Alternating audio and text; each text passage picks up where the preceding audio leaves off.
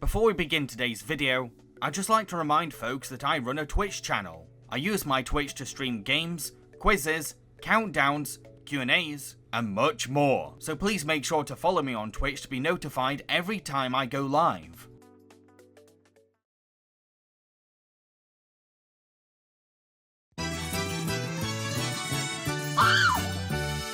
Howdy folks, Jamboree here. I'd like to go all the way back to the 80s to talk about the first ever Predator movie. Major Alan Dutch Schaefer and his team of soldiers have been assigned to rescue a foreign cabinet minister and his aide from insurgents, with assistance from CIA officer Al Dillon. On their mission, they find the skinned corpses of Green Berets tied to trees, which puts Dutch on guard for what's ahead. Dutch and his men attack the guerrilla camp, only sparing a woman called Anna, who is taken captive. However, Dutch's men have actually been tricked into stopping a Soviet-backed invasion, and this really angers Dutch. The soldiers then escort Anna as they trek back to her chopper home. Unfortunately, a dangerous creature is lurking in the jungle, picking off Dutch's men one by one. I think what makes this film such an iconic action horror movie is how it broke the mold for what we expect from the alien invasion genre. It's not your typical flying saucer attacking landmark spectacle, with citizens running away in panic and politicians holding argumentative meetings. No, Predator is more of an outdoor survival action horror film that compresses the invasion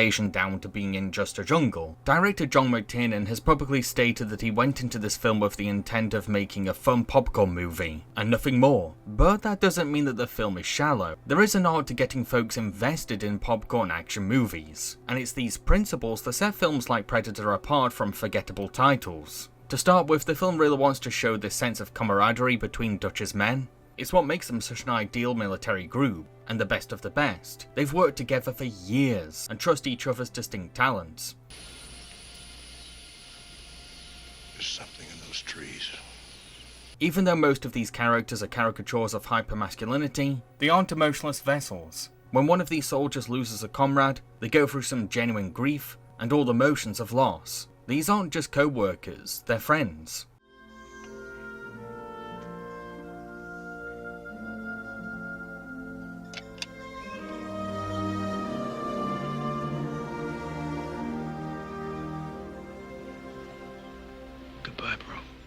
Plus, there are moments where even the toughest of these men showcase real fear. Knowing that this alien's presence is enough to terrify guys this badass really shows how scary the Predator is. You know something. What is it? I'm scared, Pancho. Bullshit. You ain't afraid of no man. There's something out there waiting for us.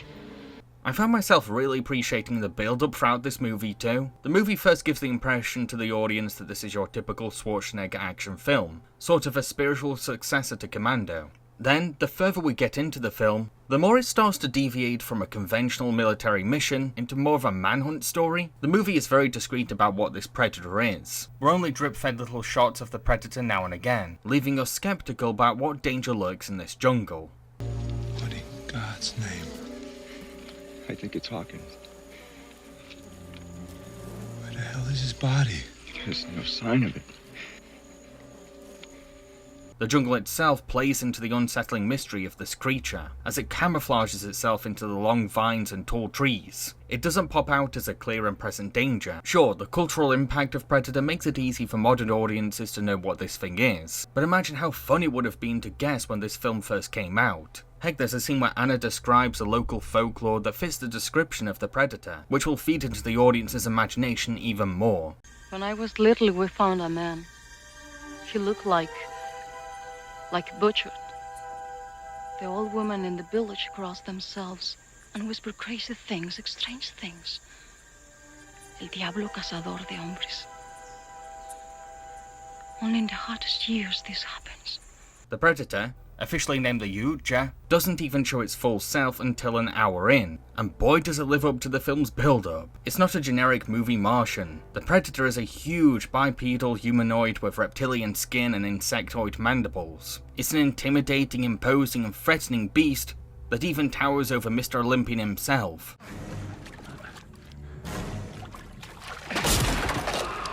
Bad idea. There's really no other cinema alien like the Yautja. It's no surprise that they're so iconic, because unique doesn't even begin to describe their design. What also makes the predator scary is how it can seek out prey with its heat vision.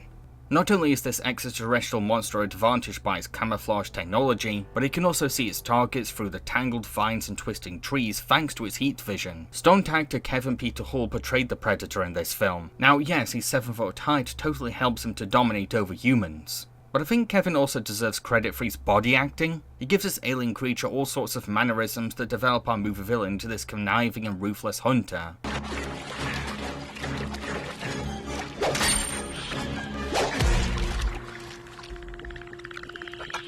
Animatronics also help to make the Yautja's grotesque face look horrifying to look at. Once the predator takes off its mask, advanced electronic puppetry help to create this disturbing face reveal that's bound to strike fear. These animatronics have held up amazingly well. They're so good that you don't even think about how they were done. That's the sign of excellent practical effects. So you may be wondering how on earth this predator gets defeated. I mean, it's managed to outwit and overpower a band of highly qualified soldiers. Well, when our heroes first step into action, they're all trigger happy and guns blazing, which might have helped them take down human criminals, but such an approach is useless against an alien hunter.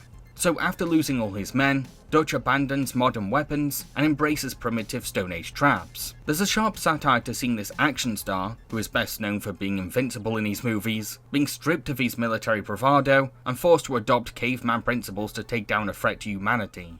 Gone are the usual Schwarzenegger vehicle tropes, in favour of natural and raw survival methods.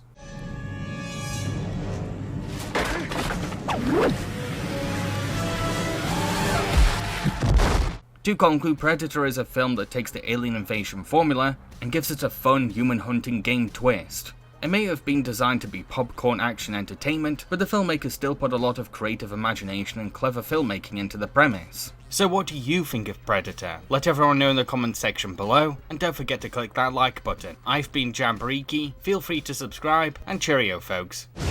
We're in show business now. Academy Award winner Martin Landau. And Martin Landau. How could I have lost sight of what's important? You're the only thing that matters to me. The New Adventures of Pinocchio.